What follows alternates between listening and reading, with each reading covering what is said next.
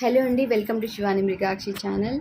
నేను ఇప్పుడైతే పార్లర్లో ఉన్నానండి. కానీ ఇవాళ నాకు కస్టమర్స్ ఎవ్వరూ లేకపోవడం వల్ల నేను చక్కగా ఇన్స్టాగ్రామ్లో ఉన్న వాళ్ళందరికీ కూడా ఎవరెవరైతే నాకు ఇవాళ కాల్స్ చేసి అలసిపోయారో, ఇన్స్టాగ్రామ్లో వాయిస్ రికార్డులు పెట్టి అలసిపోయారో వాళ్ళందరికీ రిప్లైస్ ఇస్తూ ఉన్నానన్నమాట.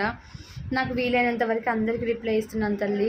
ప్రతి ఒక్కరిని మిస్ అవుతున్నాను. వాళ్ళందరూ నన్ను తిట్టుకుంటున్నారు. నాకు తెలుసు, ఎన్ని కాల్స్ చేసినా అక్క కలవట్లేదు, అక్క మాకు సమాధానం చెప్పట్లేదని తిట్టుకుంటున్నారు. కానీ అస్సలు కాదు మా, ప్రతి ఒక్కరికి నేను అమ్మ దగ్గర అడగాలి, మీతో మాట్లాడాలి, మీ సమస్య వినాలి, అమ్మ దగ్గర మీ కోరిక చెప్పాలి, అమ్మ చెప్పింది మీకు చెప్పాలి, పరిహారం చెప్పాలి. కనీసం ఒక్కరికి 15 నిమిషాలైనా టైం పడుతుంది కదా. నేను 3 గంటల సేపు ఎంతమందికి సమాధానం చెప్తాను ఒకసారి ఆలోచించండి. మరి నేను పూర్తి టైం అమ్మ దగ్గరే కూర్చుంటే నాకు ఫుడ్ ఎలా చెప్పండి? నేను కష్టపడాలి కదా, పని చేసుకోవాలి కదా. ఇంట్లో వాళ్ళే అంటున్నారు, పూర్తి టైం అక్కడ కేటాయిస్తున్నావు, మరి నీకేమైనా ఆదాయం ఉందా అనేసి అంటున్నారు. ఆదాయంలో సూపర్ చాట్లో నాకు చాలామంది కానుకిస్తున్నారు. సూపర్ చాట్ ప్రకారం వచ్చే వాళ్ళనే మీరు ఎందుకు అడుగుతున్నారక్క, మా కోసం ఎందుకు అడగట్లేదన్న కోపం వస్తుందేమో మీకు. ఒక్కసారి ఆలోచించండి. మేము డబ్బులు పెట్టినా కానీ మా కోరిక అడగట్లేదు అక్క అని చెప్పి తిట్టుకుంటారు కదా. 100 రూపాయలు కొట్టేశాము అయినా మా కోరిక అడగలేదు అని బాధపడతారు కదా. వాళ్ళ డబ్బులు పోయి అదే అంటారు కదా, డబ్బులు పోయి శని పట్టింది అంటారు కదా. అలా అనుకోకూడదు. కాబట్టి మీరు 100 రూపాయలు కానుకిచ్చింది నేను ఏదో ఒక మంచి పనికే ఉపయోగిస్తాను, సరేనా?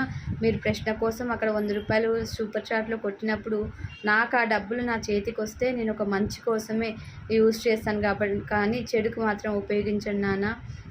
చెప్పాను కదా, నాకు యూట్యూబ్ ద్వారా ఏదైనా ఒక రూపాయి వస్తే అది నేను గోమాత రక్షణ కోసం ఉపయోగించాలని సిద్ధపడ్డానమాట. నాకు ఒక 10 రూపాయలు వస్తే 10లో ఒక 3 రూపాయలు నేను మంచి కోసమే యూజ్ చేస్తాను, మిగతాది నా పిల్లల కోసం యూజ్ చేస్తాను.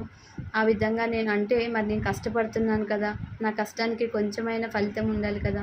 ఆ విధంగా ఆలోచించండి, చెడుగా ఆలోచించకండి.